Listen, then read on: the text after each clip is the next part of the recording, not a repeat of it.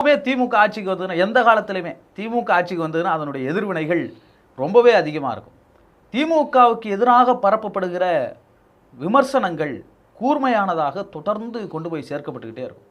அவருடைய காலம்தான் மாறி இருக்கு. பத்திரிகைகளில் எழுதிக்கிட்டு இருந்தாங்க திமுகவுக்கு எதிராக, இன்னைக்கு அப்படியே சமூக வலைதளங்களில் அதை பரப்பிக்கிட்டு இருக்கிறாங்களே ஒழிய அந்த விமர்சனம், ஏன்னா அதிமுகவுக்கு இல்லாத அந்த விமர்சனம் என்கிறது மதவெறி ஜாதி வெறி சார்ந்தது திமுக மேலே இருக்குது. இந்து விரோத திமுக இந்த வார்த்தையை ரொம்ப சுலபமாக புழக்கத்தில் விட்டுக்கிட்டே இருப்பாங்க, ஒவ்வொரு முறையும் விட்டுக்கிட்டே இருப்பாங்க. இந்து விரோத அதிமுகங்கிற வார்த்தையை நீங்கள் கேள்விப்பட்டிருக்கவே முடியாது.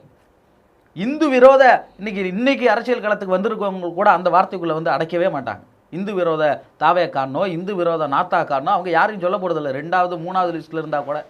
ஆனால் இந்து விரோத திமுகங்கிறத தொடர்ந்து பெரும்பான்மை மக்களாக இந்துக்கள் இருக்கிற பொழுது அவங்கள்ட்ட அதை கொண்டு போய் சேர்க்கறது அவங்களுக்கு ரொம்ப சுலபமாக இருக்கும். நீங்கள் இப்போவே பார்த்துக்கிட்டு இருக்கிறீங்க திருப்பூரில் என்ன நடந்துக்கிட்டு இருக்கு. திருப்பூரில் ஒரு முருகன் கோயிலை இடிச்சிட்டாங்க. முருகன் குன்று இருந்த இடம் 100 ஆண்டுகள் 1000 ஆண்டுகள்னா பாஜக உடனே அவதூறுகளை பரப்பி விடுறாங்க. ஆனால் அது ஈழத்தமிழர்களுக்கு ஒதுக்கப்பட்ட அரசின் நிலம். அது அரசின் நிலம் தான்ங்கிறது மக்களுக்கு போய் சேர்றதுக்குள்ளேயே எது முதல்ல போய் சேர்ந்துடும், இந்துக்களின் விரோதி கோயிலை இடிச்சிட்டாங்க, கோயில் இடிச்சு. அப்போ இந்த வெறுப்பு பிரச்சாரங்கள் சுலபமாக தீப்பிடிக்கக்கூடியது இல்லையா? மதமும் ஜாதி வெறியும் தானே சுலபமாக தீப்பிடிக்கும். அதை திமுகவுக்கு எதிராக பயன்படுத்துவாங்க. அதனால தான் திமுகவுக்கு இவ்வளவு செஞ்சும் கூட எதிரிகள் அதிகமாக காட்டப்படுறாங்க.